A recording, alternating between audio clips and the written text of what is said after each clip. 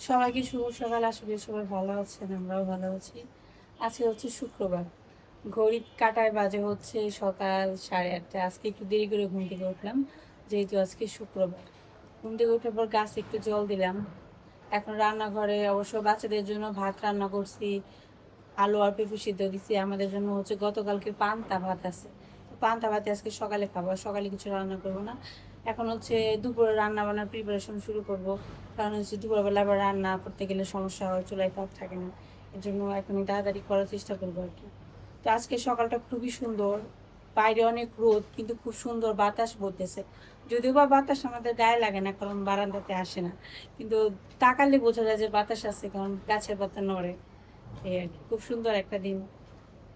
তো সাথে থাকেন, আজকের দিনটা আপনাদের সাথে শেয়ার করি, কি করি না করি, কি খাই, এগুলো আর কি। এগুলো হচ্ছে আমার রাতের পাওয়া, মানে হচ্ছে সারা রাত এগুলো জল ঝরছে, রাতের বেলা ধুয়ে রাখছে, এখন এগুলো গুছাইতে হবে।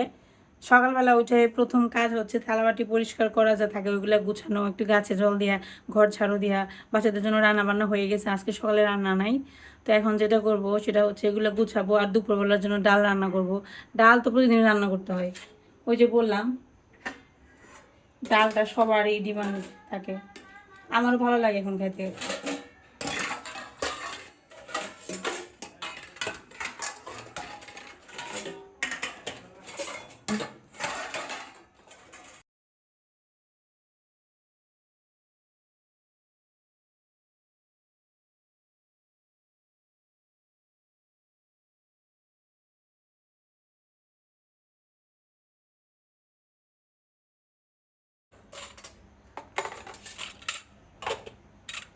কে যে রান্না বান্না খাওয়া দাওয়া বানাইছে গো, সারাদিন মহিলা মানুষ রান্না করে থাকতে লাগে।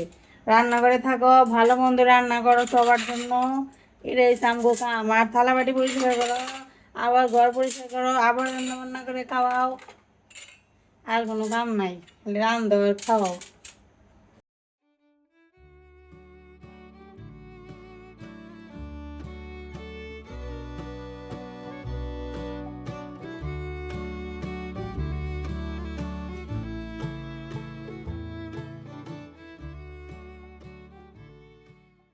তোমার এত সকলে তুমি জিম করার কাজ, আবার ফিগার দেখো মিনসে সারাদিন খালি উতলা গাইবো থাকে, ক্যামেরাও ধরে পারি না, খাচ্ছর অভ্যাস। এ দেখছেন দেখছেন দেখছেন, ছেলে মানুষের খালি চাপে রাখবেন, খালি কাম করাবেন, তাহলে দেখুন ভালো থাকবে। তাই না? তুমি বেকার, হ্যাঁ বেকার না, হ্যাঁ সংসার সামলায়, সবচেয়ে বড় কাজ করে। আমি হলো ঘুম পারি, আর আমার বড় হলে সংসার সামলায়, ঠিক আছে? কি করে খুঁজাই পায় না মানুষ, তুমি কি করো, তোমার সংসার চলে কেমনি, নিজের সংসার চালাই মানছো তুমি, চলবো কেমনি তা মানুষ বুঝে না।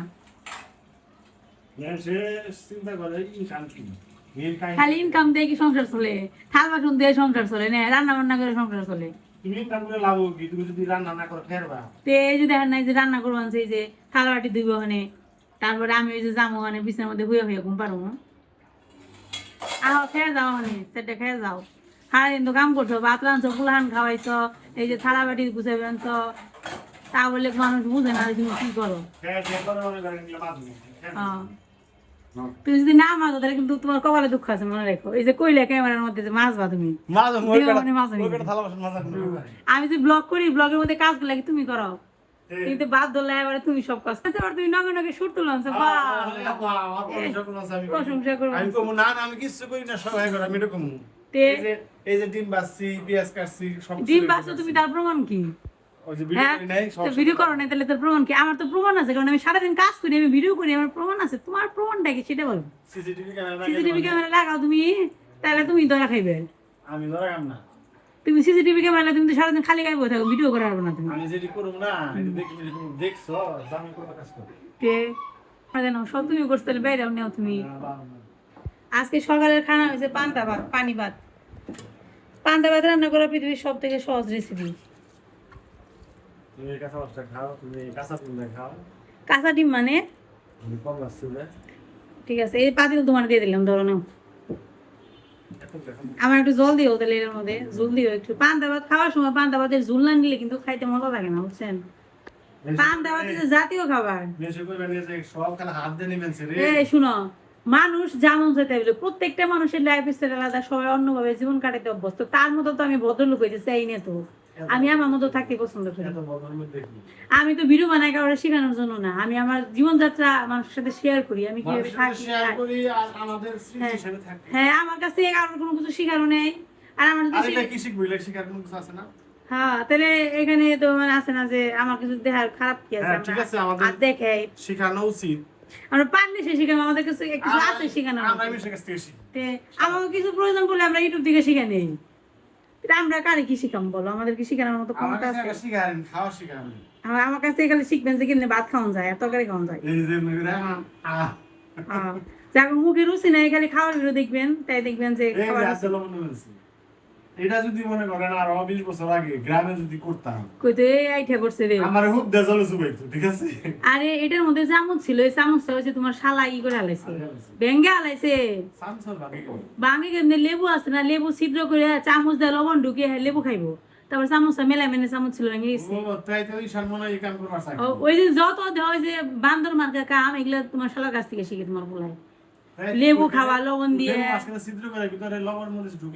তারপরে গুড়া দিয়ে, তারপরে সুন্দর করে খাই। আমি কোন থেকে শিখলি? কইছি মামা খাইছি না, মামা খাইছি না। গতকালকে রাত্রে গিয়েছে বুঝছো না, রাত বাজে 11:30। কৃষ্ণ আইসে, মনে করে যে ঘুম ঘুম বলতে ঈশানা সারা চোখ বন্ধ করেছে। ওকে দেখে কেউ কই ওনা জরা জায়গা রয়েছে। ওরা ঈশা কি সকালে কইছে এক চিকেন বল খাবি নাকি? দৌড়ে সাথে সাথে মাথা উঁচু করে রক্ত বেরিয়ে দৌড়। এই ধরনের ঘুমাইছ, কই মামা যে ডাক দিল, বললো চিকেন বল খাবি নাকি? মানে কৃষ্ণ রাইতে অনেক রাত হয়তো মাঝে মাঝে নিয়ে আসে। আমি দেখলাম ঘুমিয়ে গেছে, আমি বলছি ডাক নিয়ে, ওরা ঘুমিয়ে গেছে। কার কইছে এই পোলা মান চিকেন বল খাবি নাকি? তুই দৌড় দিয়ে ঈশান দিয়ে চোখ ডোল মানছে, তা উঠছে, মানে চোখে ঘুম, তারপরে উঠছে, উঠে তারপরে চিকেন বল খাইয়া তারপরে ঘুমাইছে। কেমন গো সেই স্বাদ না? তাহলে কষ্ট করে আমার রান্না করা কিনে গেলে পান্তা ভাত রান্না করতে দিন গেলে খেয়ে গেছেন বাবা। এনার আবার সবচেয়ে বড়টা কোন কি, কোনো ডিমান্ড নেই, যা দিবেন তাই খাবো। পান্তা ভাত দিলে পান্তা ভাত খাবো, সিদ্ধ ভাত দিলে সিদ্ধ ভাত খাবো। সমস্যা হয়েছে আমার, আমি নিজেই খেতে পারি না। শুনো, আমার যদি তুমি দেও 2 বেলা পান্তা ভাত, আমি নিজেই খেতে পারি না। আলু ভর্তা দেওয়া আমি নিজেই খেতে পারি না। এর জন্য তোমার মানে রুচির কোনো প্রশ্নই আসে না। তুমি খাইতে পারো কি পারো না, তাতে কোনো আসে না, যায় আসে না। আমার নিজের জন্য আমার বানাইতে হয়, নিজের জন্যই রান্না করতে হয়, আমার নিজেরই রুচি বেশি। তুমি শুটকি খাইতে পারো না, আমার তো শুটকি খাবার মন চাই। এই যে এখন আমি খাওয়া দাওয়া করি, অনেক কথাবার্তা কইলাম, খিদে লেগে গেছে কারণে খাওয়া দাওয়া করে নয়, পরে ভিডিও করবো না। আবার রান্না বান্না সব কাটাকুটি হয়ে গেছে। এখানে ধুন্দুল কাটে রাখছে, আজকে ধুন্দুল দিয়ে ধুন্দুলের তরকারি করবো, হচ্ছে আমরা এটাকে বলি বটি। তো ধুন্দুল বটি করবো। এখানে পেঁয়াজ কেটে রাখছি, ডিমের তরকারি রান্না করব, ডাল রান্না করব। এখানে আলু সেদ্ধ করতেছি, আলু দিয়ে তরকারি রান্না করবো আজকে হচ্ছে আমি আমার মায়ের রেসিপি করব, মানে হচ্ছে আমার বাপের বাড়ির যে মা সেটা আর কি। তো মা হচ্ছে একটা রেসিপি আগে খাইতাম ছোটবেলায়, সেটা হচ্ছে ডিমের তরকারি রান্না করতো। মা হচ্ছে আলু সেদ্ধ করে অল্প আলু দিয়ে একটু বেশি ঝোল দিয়ে রান্না করতো। আজকে সেই রেসিপিটা আমি করবো। আজকে হঠাৎ করে মন চাইলো যে খাই মায়ের মতো করে। জানি মার মতো হয়তো স্বাদে হবে না, কিন্তু চেষ্টা করব ওই রকম করে করার। তো দেখা যাক কেমন হয়। চুলার জাল গেছে, আমি রান্না করতে পারতেছি না, তুই এসে না কেন হইস দেখানো। এই যে ধুন্দুল বটি রান্না করতেছি, ধুন্দুল বটি রান্না করতে খুব কম সময় লাগে, কিন্তু চুলার জালের অবস্থা এরকম। এই যে দেখেন চুলায় বসে রাখছি, দেখছেন বলো কি আসে না দোকানে, কিভাবে কি করি বলেন তো। এর জন্য সকালবেলা রান্না করার চেষ্টা করলাম, আজকে রান্না করতে পারি নাই। দেখেন কি অবস্থা, এরকম করে বলক আসলে তো রান্না করতে অনেক সময় লাগবে। সকালবেলা একটু আগে চুলার চাপ থাকে, দুপুর মিলে করে আসতে, যেহেতু শুক্রবার আজকে আরো বেশি অবস্থা খারাপ। দেখছেন এই যে দেখেন বলক আসে না চুল। এই যে দেখেন চুলার জালের অবস্থা দেখছেন, এইটুকু হলো হাই অবস্থা, কোনো রকম একটু একটু আইতেছে। এইবার চলুন আমার মায়ের হাতের যে রান্নার রেসিপিটা ছোটবেলায় খেয়ে আসছি, যেটার কথা এখনো মনে পড়ে। মায়ের হাতের রান্না যেমনই হোক, সন্তানের কাছে কিন্তু সব থেকে বেস্ট। তো আমার কাছেও আমার মায়ের হাতের রান্না খুবই প্রিয়। তো অনেকদিন পর হঠাৎ করে মনে পড়লো যে মা এইভাবে রান্না করতো। তো ভাবলাম আজকে আমি রান্না করে খেয়ে দেখি, আজকে আমি আমার সন্তানকে আমার মায়ের হাতে রান্না করে খাওয়াই। তো এখানে ডিমটা প্রথমে অমলেট করে নিলাম। এটা আপনারা চাইলে অমলেট না করে সেদ্ধ করেও রান্না করতে পারবেন।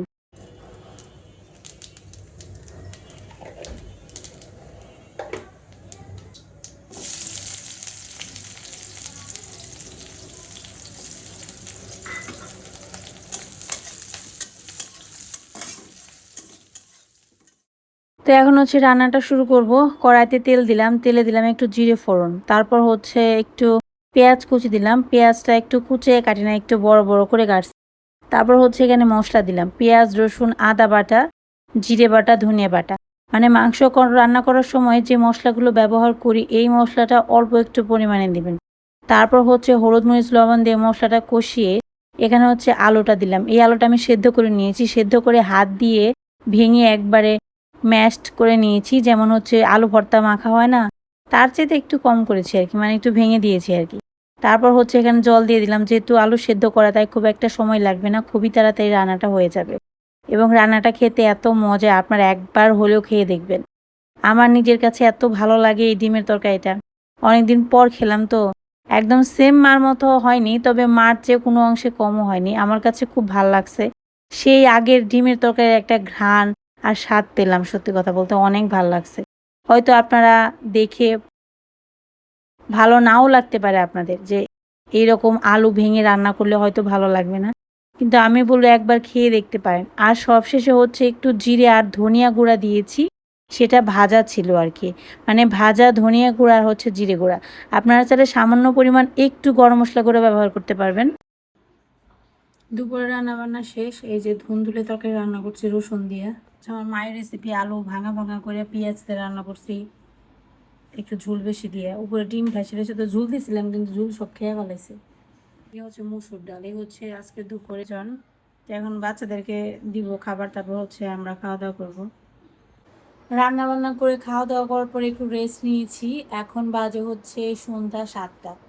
তো আজকে সত্যি কথা বলতে ডিমের তরকারিটা আমার কাছে খেতে এত ভালো লাগছে, অনেক দিন পর সেই ঘ্রাণটা পেলাম, খুব ভালো লাগছে। এখন হচ্ছে আমার ভাই ঘুমাইতেছে। আমার ভাই যখন ঘুম থেকে উঠবো, আজকে ওর হচ্ছে অনেক আগে ছুটি হয়েছে, তো অনেক সকালবেলায় গেছিলো, ওই জন্য বিকেলবেলা ঘুমাইতেছে। তো ঘুম থেকে উঠলে পরে ওর কাছে জিজ্ঞাসা করবো যে ওর কোনো কিছু মনে পড়ছে কিনা। ও এমন একটা মানুষ, মানে রান্না করার পর যদি জিজ্ঞাসা করি কী রে রান্না কেমন হলো, কোনো কথাই বলে না, বলে ভালো হয়েছে খারাপ হয়েছে, লবণ কেমন হয়েছে, বেশি হয়েছে খারাপ হয়েছে, কিছুই বলতে পারে না। তাই আমার কাছে সবাই কীরকম লাগে, ওর কাছে জিজ্ঞাসা করে মনে হয় না কোনো রেজাল্ট পাবো, কিন্তু আমার কাছে খুব ভালো লাগছে। আপনারা চাইলে রেসিপিটা করে খেয়ে দেখতে পারেন। এই যে দেখেন, ঘুম থেকে মাত্র উঠলো, এদিক টাকা। আজকে যে ডিমের তরকারি খাইছো, তো একটু অন্যরকম লাগছে না, কিছু মনে পড়ছে? হুম, কিছু মনে পড়ে নাই? ডিমের তরকারি খেয়ে কিছু মনে পড়ে নাই? আজকে ডিমের তরকারিটা তো অন্যরকম করে রান্না করছে, কিছু মনে পড়ে নাই? হ্যাঁ, তাহলে ধরতে পারছো। মার মতো করে রান্না করছি, আলু গালিয়ে মায়ের করে রান্না করতো। হ্যাঁ, ডিম কম থাকতো দেখে ডিম ভেজে এক ডিমের 3-4 খণ্ড করতো, আর এক আলুতে তবে রান্না করতো, গলিয়ে এক করে বেশি করে ঝুল দেয় ডালের মতো করে। ও স্বামী তার চেয়ে একটু উন্নত করে রান্না করছে আর কি। আমি একটু ঝুল কম দিছি, মা হলে ডালের মতো করে রান্না করতো, কিন্তু তখন কিন্তু স্বাদ লাগতো তরকারি, তাই না? ডিমের ডাল স্বাদ লাগতো। আজকে তো খারাপ হয়নি, ভালোই হয়েছে, তাই না? ভালো আছে না? মনে মনে ভাবছি, তাহলে তো মনে পড়বো না, দিই না, স্মৃতিশক্তি ভালোই আছে, মনে পড়ছে তুমি। তো আজকে রান্নার ইন্টারভিউ নিয়ে আসলাম। আমি ভাবছিলাম আমার মনে থাকবে না, কিন্তু মনে আছে।